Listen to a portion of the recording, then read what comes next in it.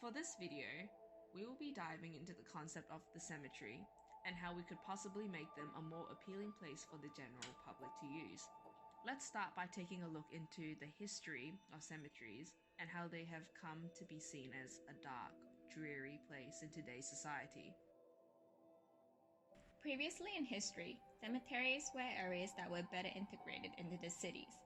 According to Keith Egner's TED Ed video, The Fascinating History of Cemeteries, the first use of the word cemetery or sleeping chamber was first used by the ancient Greeks who built tombs and graveyards along the edges of their city. Christian churches in medieval times first provided graveyards with a sense of social integration by providing rare open spaces for the public.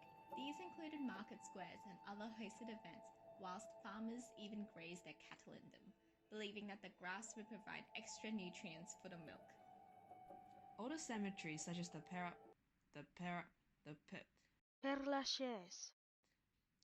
Lachaise, built in 1804 in Paris, provides plentiful greenery and flourishing gardens within a 44-hectare park housing even an open-air museum.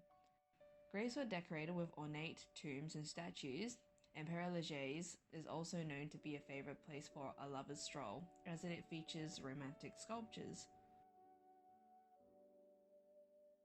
It wasn't until cities started to develop more green spaces into their town planning structure in the late 1900s that cemeteries soon began to lose visitors and started to become lonely places.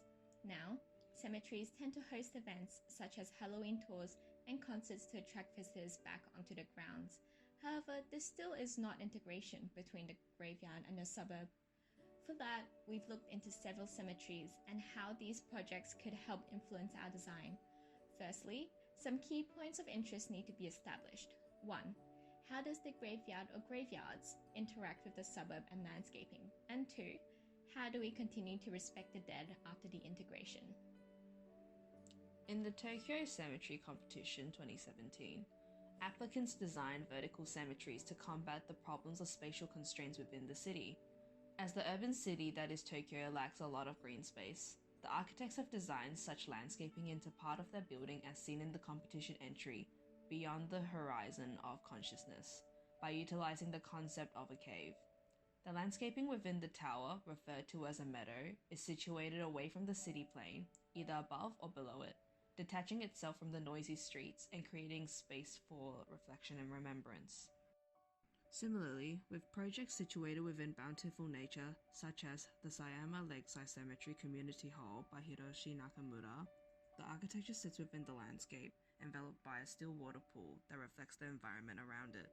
The building itself is circular in shape, inviting guests to slowly make their way around the building into the most private area, the core. Depending on the site given to the projects, the size of the buildings can change.